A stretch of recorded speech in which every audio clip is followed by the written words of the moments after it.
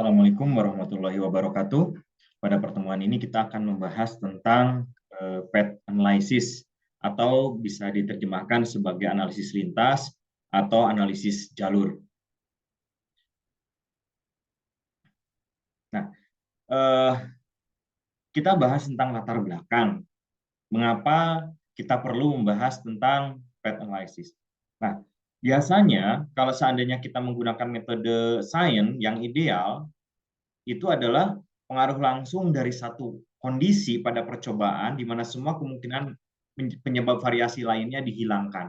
Artinya kalau misalnya ini X, ini Y, mau dihubungkan X pengaruhnya terhadap Y, maka kondisi atau lingkungan di sekitar Y, EX ini harus dihilangkan. Di sekitar Y juga harus dihilangkan. Ini kondisi idealnya. Supaya apa? Supaya apa yang kita lakukan itu betul-betul hanya interaksi antara X dengan Y. Nah, di dalam ilmu biologi, khususnya kita sering harus berurusan dengan sekelompok karakter atau kondisi yang berkorelasi. Karena kompleksnya interaksi, jika tidak terkendali, dan seringkali menyebabkan yang tidak jelas. Itu dalam biologi. Biologi itu unik, misalnya tanaman. Kita ingin mengkaji tentang pupuk. Maka tanaman harusnya ya tumbuh itu karena hanya pengaruh pupuk saja. Nah, tetapi kenyataannya tanaman tumbuh karena misalnya ada sinar matahari, ada curah hujan, ada suhu dan lain-lain. Nah, kondisi-kondisi ini kemudian bisa jadi pertumbuhan tanaman ini yang tadinya diukur karena pengaruh pupuk menjadi bias karena pengaruh-pengaruh yang lain. Tingkat korelasi antara dua variabel dapat dihitung dengan metode yang diketahui, tetapi hubungan itu merupakan hasil dari semua jalur pengaruh yang terhubung. Nah, tadi pupuk, tetapi ternyata pengaruh yang di luar pupuk pun ikut membangun penampilan tanaman. Nah, ini ada ahli genetika ya, Sewell Wright dari 1918 hingga 1934 menemukan dan mengembangkan metode prosedur statistik untuk mempelajari efek langsung dan tidak langsung dari variabel yang disebut dengan path analysis jalur. Nah, prosedur ini menetapkan adanya koefisien jalur, kemudian koefisien regresi parsial yang terstandarisasi, dan pengaruh pada setiap langkah dalam diagram sebab akibat dan ukuran relatif. Nah, ingat, di sini yang harus dikaji itu adalah variabel. Jadi kita menghubungkan variabel-variabel. Ada variabel independen, ada variabel dependen. Ada variabel eksogen, ada variabel endogen. Bukan parameter. Contoh misalnya, bobot, biji pertanaman, hasil, jumlah biji itu merupakan variabel yang diamati. Nah, sedangkan nanti kalau seandainya kita mengambil data-data variabel ini dari populasi, kemudian diolah, maka kita sebut sebagai parameter.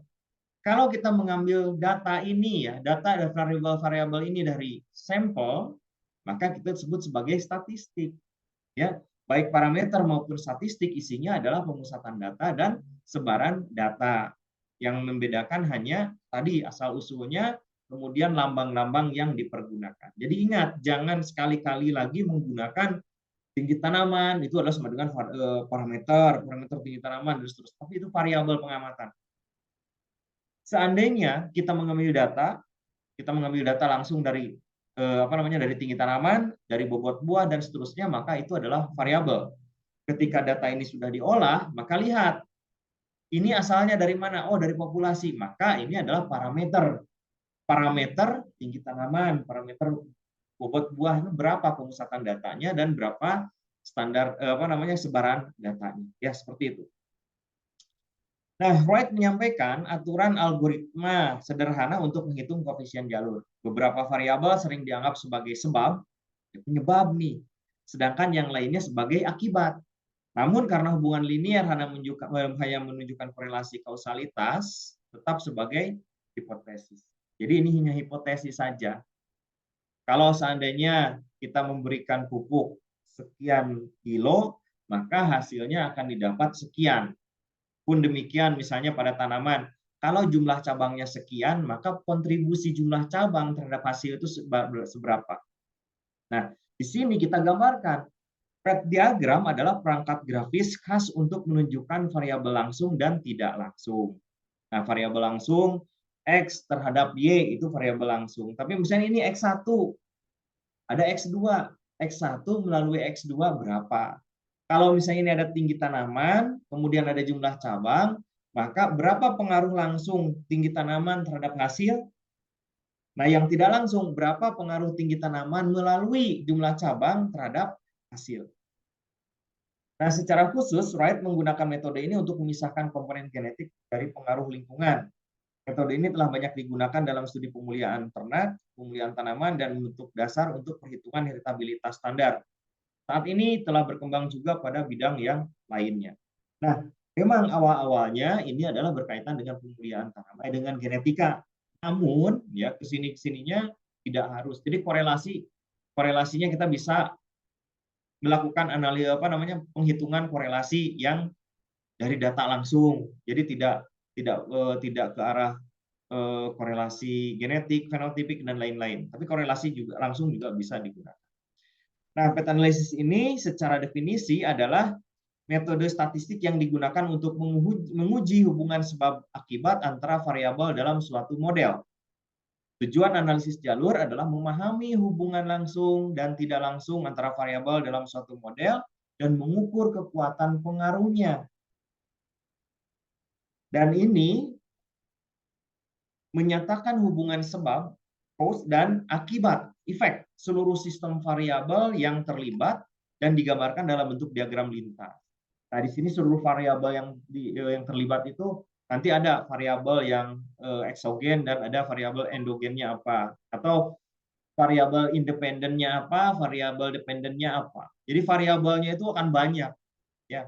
Coba aja misalnya dalam tinggi tanaman, dalam tanaman kita bisa mengidentifikasi variabel apa saja, dari variabel tinggi tanaman, jumlah ruas, ya, kemudian jumlah polong, jumlah buah, jumlah biji pertanaman dan lain-lain, dan itu semua bisa dihubungkan terhadap hasil. Konsep dasar dari path analysis ini adalah metode statistik yang digunakan memodelkan hubungan sebab akibat antara variabel-variabel dalam suatu model. Ini memungkinkan kita untuk menguji hipotesis tentang hubungan variabel secara langsung dan tidak langsung. Nah, dalam presentasi ini kita akan mempelajari konsep dasar path analysis dan bagaimana menerapkannya dalam penelitian. Nah, path analysis melibatkan pembuatan model grafis yang menggambarkan hubungan antara variabel-variabel yang diamati. Ya, mengapa hubungan antara variabel-variabel? Nanti kan variabel, ada variabel dependen, independen, ada X. Ya, kita lambangkan X, X1, X2, X3, X4. Nanti dihubungkan X1 ke X2, kemudian ke Y. Y itu sebagai, ya biasanya kalau tanaman hasilnya. Nah, terdapat dua jenis variabel dalam path analysis, yaitu variabel eksogen dan variabel endogen. Variabel eksogen adalah variabel yang tidak dipengaruhi oleh variabel lain dalam model sementara, ya. Sementara variabel endogen dipengaruhi oleh variabel lain dalam model. Nah, gambaran model path analysis dapat dilihat dalam slide ini. Misal variabel eksogennya ya X1, X2, X3.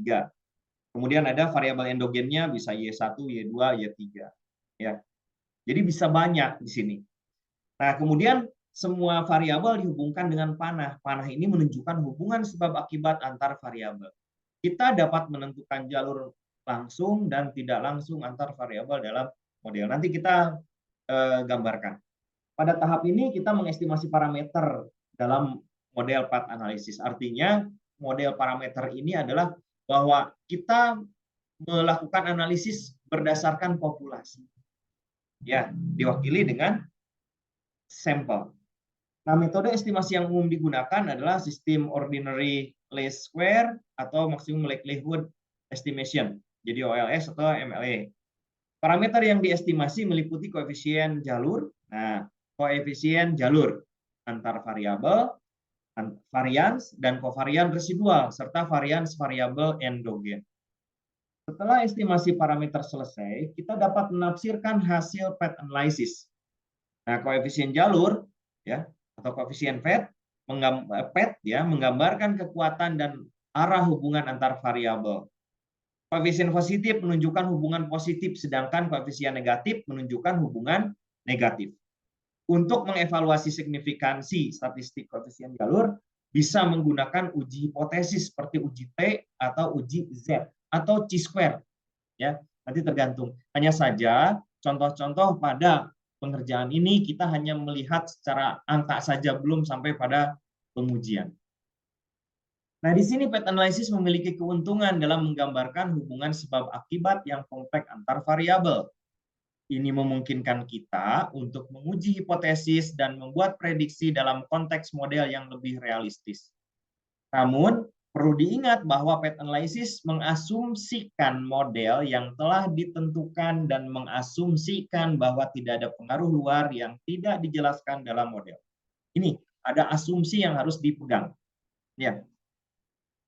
Nah, untuk mempelajari path analysis, maka ada 3 hal yang perlu saya ingatkan pada para mahasiswa. Yang pertama adalah, masih ingat tidak rumus varian? Ya, rumus varian. Nah, rumus varian ini bisa secara langsung rumusnya ya, sigma x kuadrat dikurangi sigma x dikuadratkan per n dibagi dengan n kurang 1. Tetap aja jumlah kuadrat dibagi dengan derajat bebas. Nah, biasa menggunakan komponen varian. Misalnya ada varian genetik, varian fenotipik, dan lain-lain. Itu bisa. Yang penting ada muncul nilai varian. Jadi ya, jadi ada varian langsung dari nilai hitungan tadi rumus, ada varian-varian yang berupa komponen-komponen. Komponen genetik, komponen fenotip. Kemudian yang kedua adalah mengetahui rumus standar deviasi. Nah, kalau ditanya, apakah tahu rumus standar deviasi? Ya, jadi varian standar deviasi. Kemudian yang ketiga harus tahu tentang rumus koefisien korelasi. Baik langsung dari rumus kovarian XY per akar var X akar var Y, atau menggunakan korelasi-korelasi, misalnya korelasi genetik, korelasi fenotip, dan lain-lain. Ya, seperti itu. Jadi ingat ini. Jadi cari nih rumus-rumusnya. Nanti kan saya tanya kalau seandainya ada kesempatan. Nah, ini adalah tadi sudah saya sampaikan juga, ini konsep diagram bahwa path analysis ini adalah digambarkan dalam bentuk diagram. Nah, secara eksplisit sistem variabel bebas X1 dan X2 ini ya, dan variabel tidak bebas. Ini eksogen, ini endogen. Ya, jadi eksogen itu bebas, sedang endogen itu tergantung dari X-nya. Kemudian jadi ini variabel ini ya variabel, kemudian P ini adalah nilai path koefisien, jadi koefisien jalur ya. Nah, rumusnya adalah Y ini merupakan resultan dari X1 tambah X2. Nah, di mana kalau ini rata-rata, maka kita karena nanti datanya banyak, maka kita bisa menduga dari nilai varians. Jadi kalau seandainya ini varian Y, maka di sini pun sama dengan varian X ditambah dengan varian X2. Ini adalah rumusan dasar dari path analysis. Kalau misalnya variabelnya banyak, ada 10, ya tinggal digambarkan aja 10 seperti itu. Ya. Jadi kita nanti akan tahu. Nah, kalau seandainya, ini kan dari sini, varian Y. Kalau seandainya varian Y dibagi dengan varian Y, maka ini akan menjadi 1.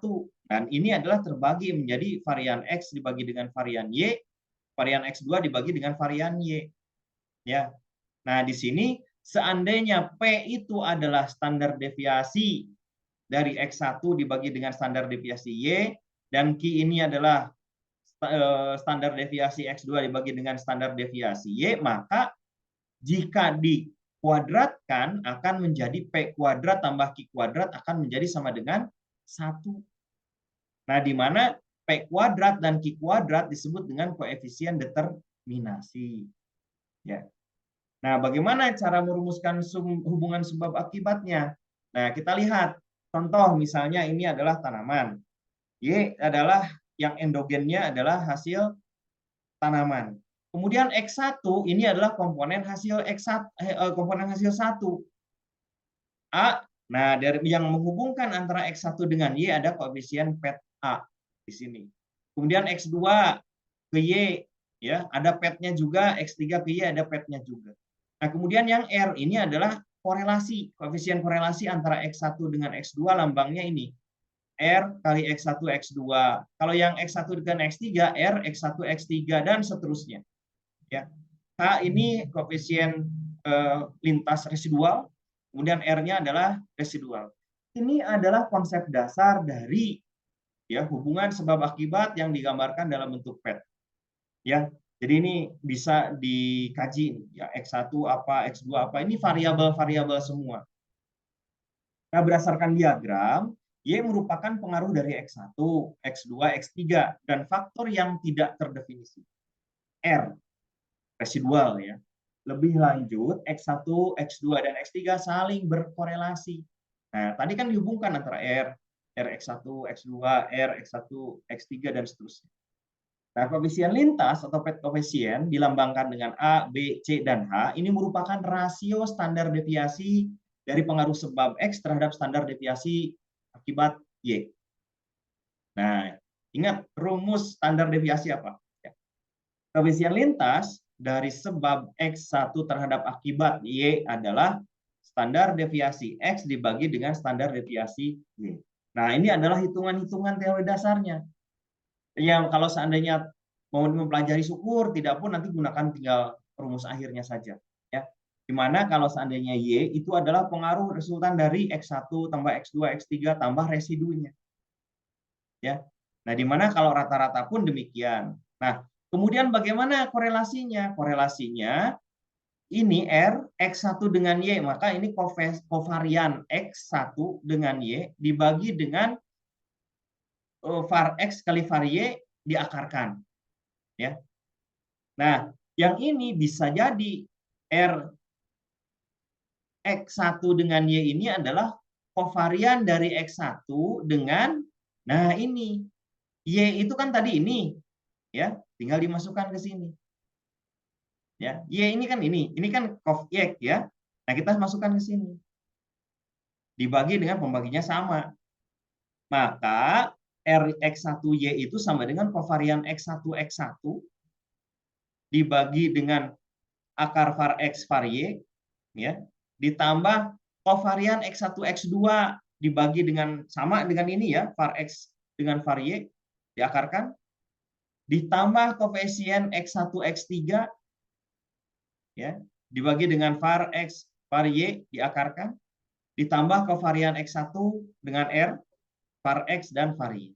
Nah, di mana koefisien kovarian X1 X1 itu sama dengan var X. Ya, var X. Kemudian kovarian X1 X2 ini sama hasilnya dengan ini. R atau koefisien korelasi X1 X2 kali standar deviasi X1 kali standar deviasi X2. Ya. Kemudian yang ini cov X1 R sama dengan 0. Nah, ini yang harus dicermati ya. Mengapa ini bisa seperti ini? Nah, ingat rumus dari kovarian ya. Rumus kovarian itu adalah ini. Ini kalau seandainya kita pecah itu menjadi koefisien dibagi dengan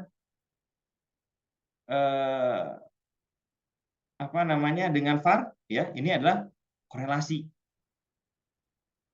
Kovarian dibagi dengan varian, akar varian disebut dengan korelasi. Nah, kemudian kita pecah di sini nih.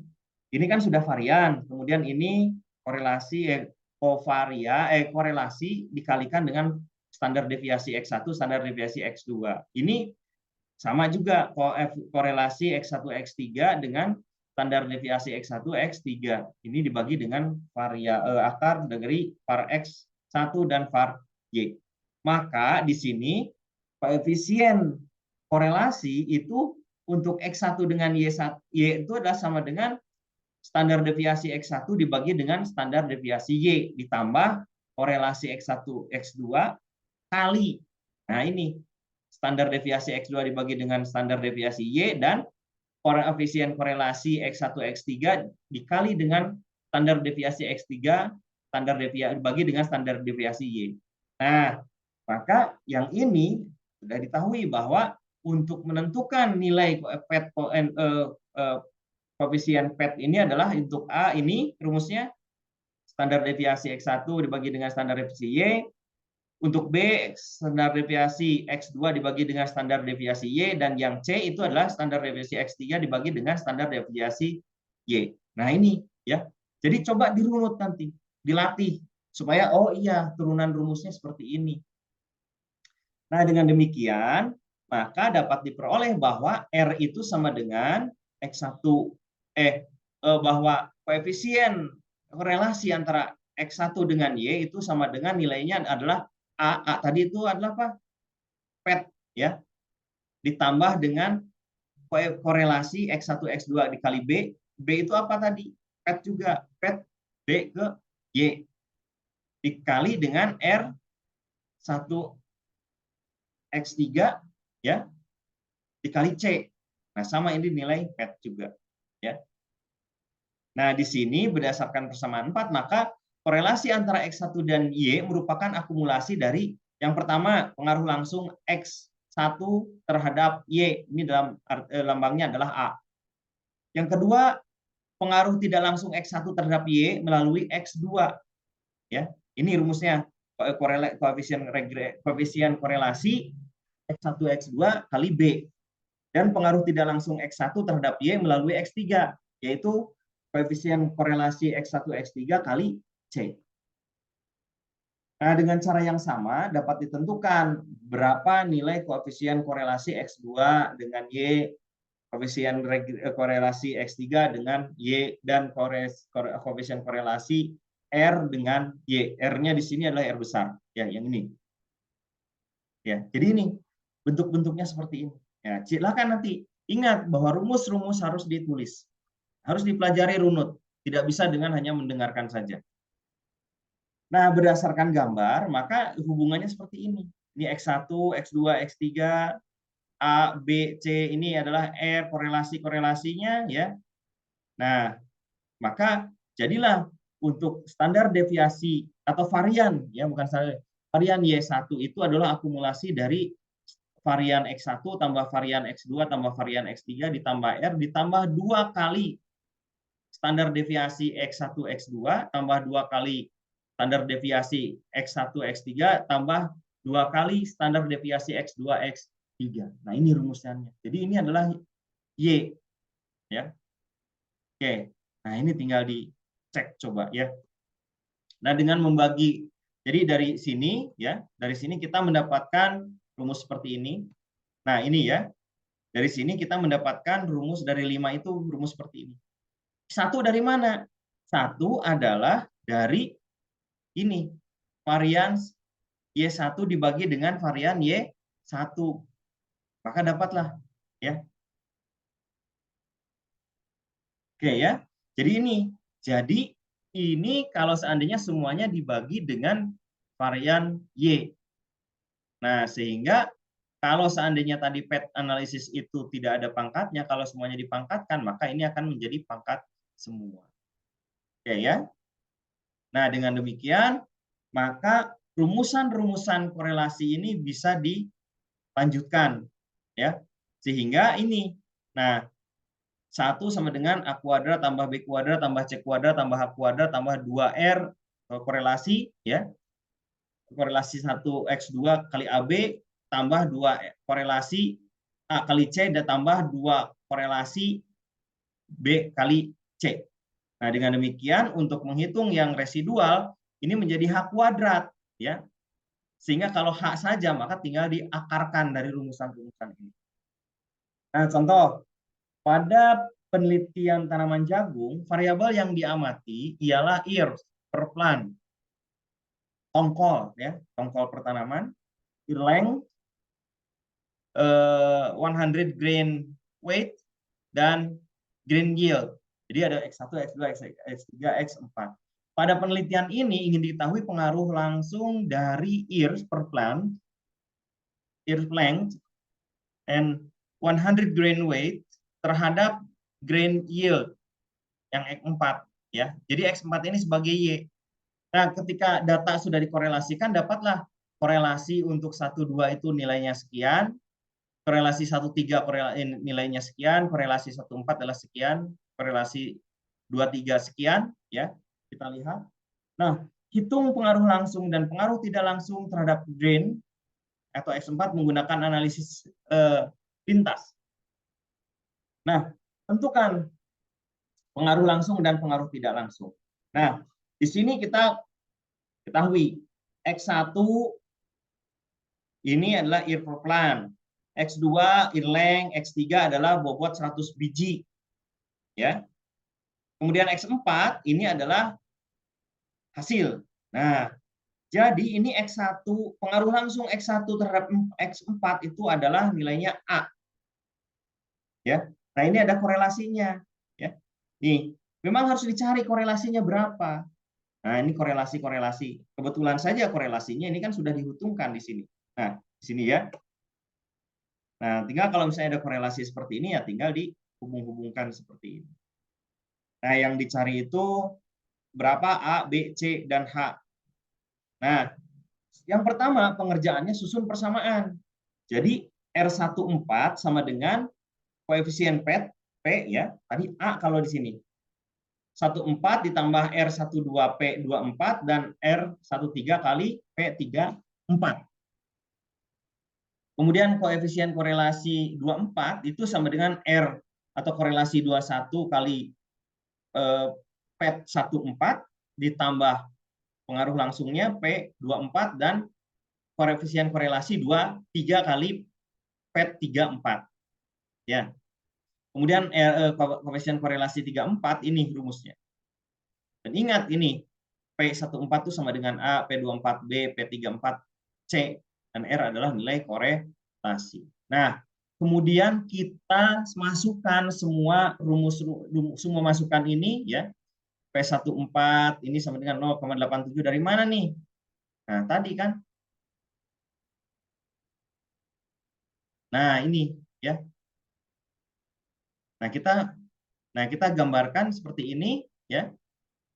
Nah, berapa nilainya? Tinggal ini. P14 itu kan tidak diketahui, kemudian 0,053 P24 dari mana? Nah, ini P24.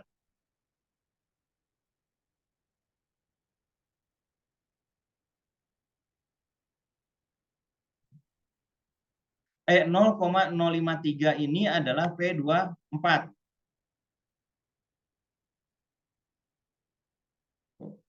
Beda. 0,053.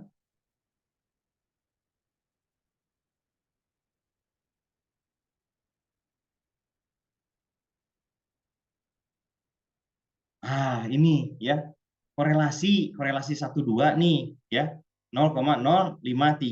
Ini adalah korelasi juga ya, sama dengan hasilnya ini. Kemudian yang kedua juga sama ya. Sama berdasarkan dari rumusan ini nih, masukkan angkanya. Kita kan mencari P, maka yang R-nya sudah ada, maka masukkan R-nya di sini. Dia akan ada 3 persamaan. Nah, kita lihat yang pertama nih. Kita melakukan upaya eliminasi angka yang sama antara rumus 1 dan rumus 2. Kita lihat. Kalikan persamaan 1 dengan 0,053. Untuk apa?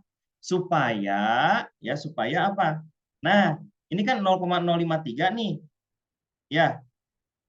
Ini supaya muncul 0,053. Karena korelasi kan? Nah, maka ini dimunculkan. Nah, setelah ini apa? Ini coret. Ini kan dikurangi ini dikurangi ini. Otomatis hasilnya adalah 0. Maka yang tersisa adalah ini. Ya, P24 dengan sekian-sekian P34. Hasilnya adalah ini tinggal jumlahkan hasilnya sekian. Nah, kemudian persamaan 2 dan persamaan 3 kita lihat. Ini persamaan 2 dengan 3. Kalikan dengan 0,009. Supaya apa? Di sini terisi. Nih, ya.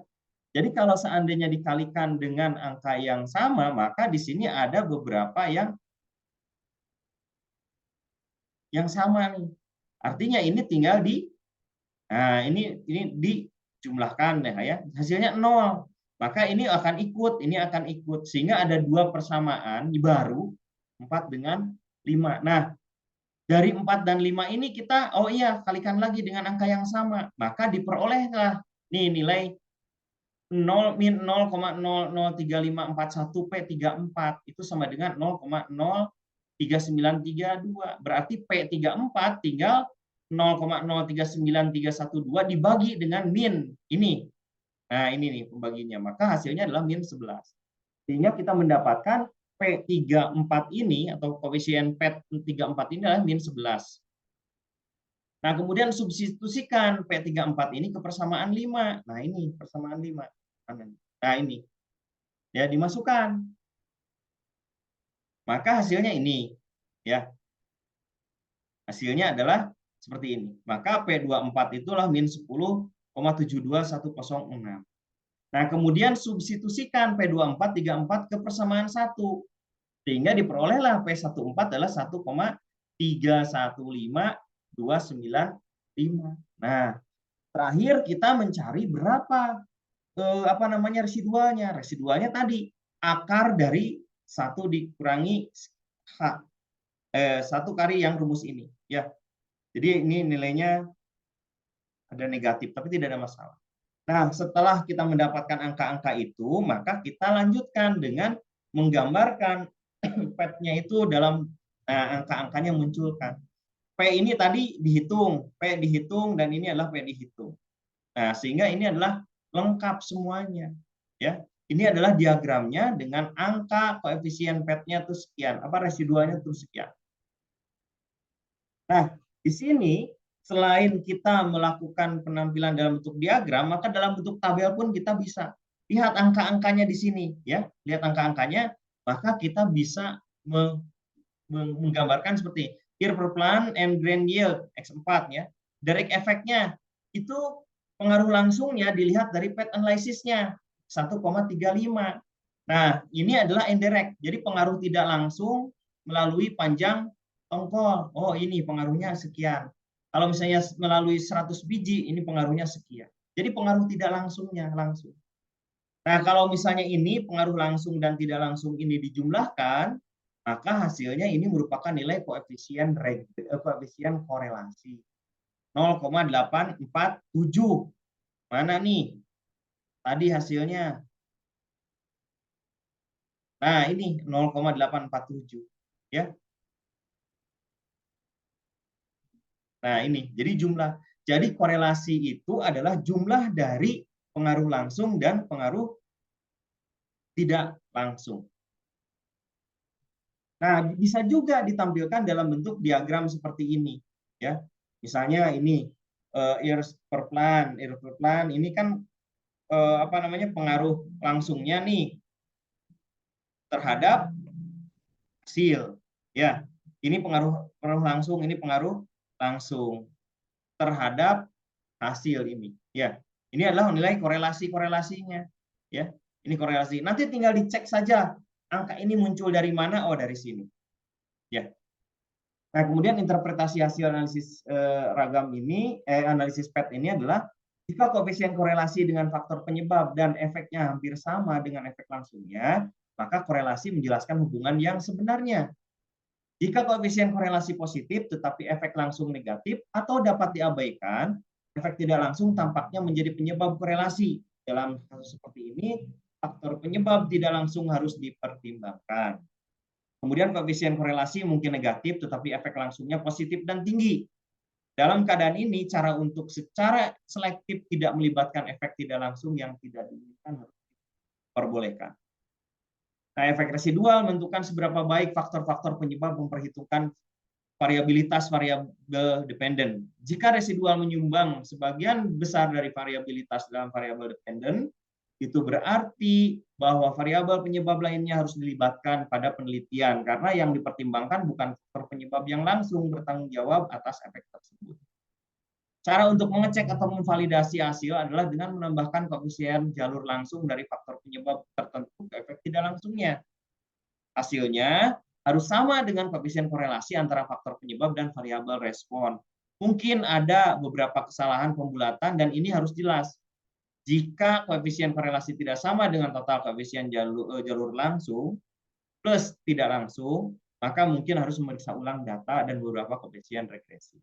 Jadi itu cara mengeceknya, bahwa nilai koefisien korelasi itu merupakan akumulasi dari pengaruh langsung dan pengaruh tidak langsung. Oke, saya kira cukup. Terima kasih, selamat belajar. Wassalamualaikum warahmatullahi wabarakatuh.